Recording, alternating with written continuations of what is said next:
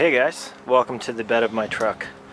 So it's been a while since I did a video. A lot of the reason is I've been working on product design a lot, like a lot. So here is some of the fruits of my labor here. So what I've got, here's my Phantom. I actually bought this specifically so I could design a gimbal for it. This is the working gimbal. First time I've actually shown it. It's got a compression type isolator, so it's not a suspension. A lot of people suspend them, but you can actually see the gimbal itself is connected to the top plate, which is then compressing the damper balls. So it's actually a much better design like this. You can go with much lighter weight damper balls without having them sway. So you can see a real nice adapter plate. That adapter plate is going to be offered in a whole bunch of different formats to mount to different things. Like a prime example of that adapter is this is the gimbal minus the camera. You can see if it's off balance, till the camera. And then this adapter plate here actually mounts right up to this 450 clone.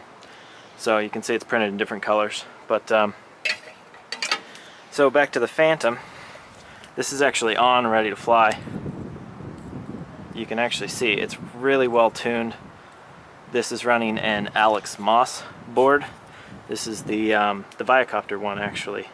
And this is set up for FPV, believe it or not. So I've got my flat plate USB adapter coming out and going around to a micro 5.8 transmitter, and I made a nice little adapter coming off the back of the gimbal so that could be suspended and not directly up against the electronics. That actually works really well. These little micro ones work fantastic. But this is really amazing. The brushless gimbal technology has come so far. It's absolutely fantastic how well this works. I mean, your Phantom, these things they're not incredibly stable to begin with, actually. This is even more stable just because it's a little bit bigger. So you get a lot of bouncing, and this completely cancels that out. Notice it's also quiet, so a lot of them aren't this quiet. And I've got it set real well balanced here. So you can bump it, it always goes back.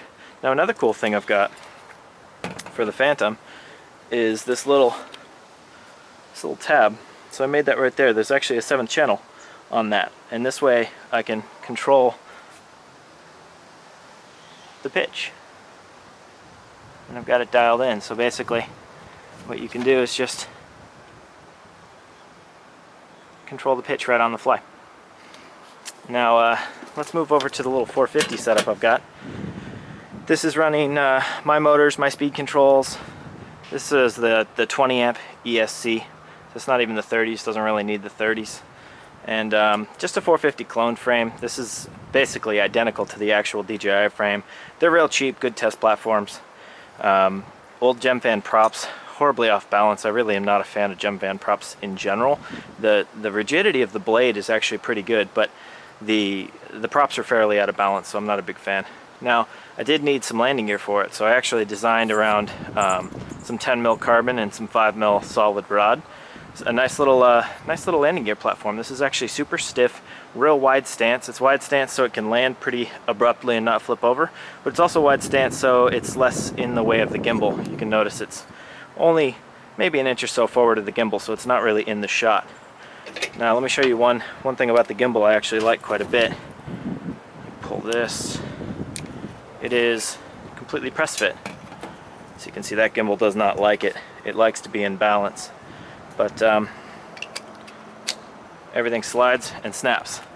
Now I've got a perfectly balanced gimbal. Notice it stops any random location. Alright. Let me make this one happy once again. There we go. I'll plug the FPV back in. Right there. So, I'll fly the Phantom around for you guys, just to show you. Oh, also, these are props that are DJI specific, so they have the funky little slots. Not a huge fan of the slots, but you know, it's whatever, it doesn't really matter too much. But these are basically exact, just direct fit props, full carbon props. And these are so much better than the stock props. If you're going to be doing video, you really should have better props, especially like these. The full carbons, they're a little bit expensive, but the deflection is so much better on them. You know, when you're lifting weight like an extra like an extra gimbal and a camera, the deflection upwards is actually quite significant on the cheap plastic props. So these are insanely rigid. You also want to check the tracking of your props to make sure you're not going to get vibration from that. But you know, I've got these on my website. I think they're 16 bucks or something per pair. So well worth doing if you're looking for serious video. Let me buzz this around and I'll show you guys the video, or some video. Pretty windy out here. Phantom doesn't so much like the wind. Oh, no SD card. Okay, well, bummer. I'll show you some other video then, but I'll fly it around for you guys. So yeah, I've been really enjoying designing this stuff. You know, I used to do a lot of SolidWorks and CAD. I started in 07 with SolidWorks actually.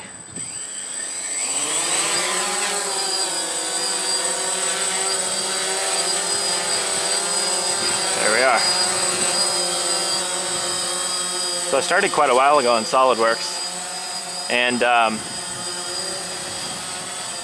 recently picked it back up just so I could get some design work going, you know. And this gimbal is this is almost 3 months worth of labor put into this gimbal design.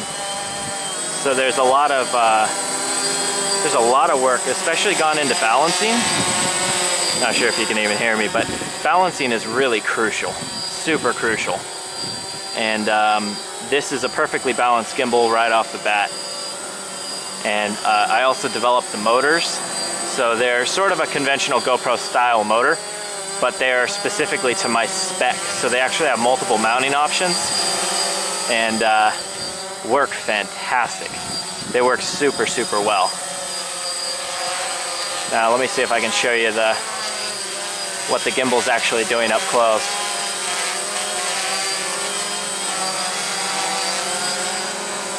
All right.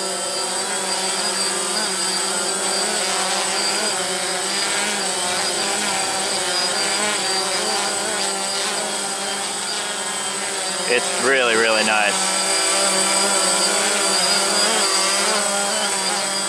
And then here's the pitch. Straight down, back up. All right.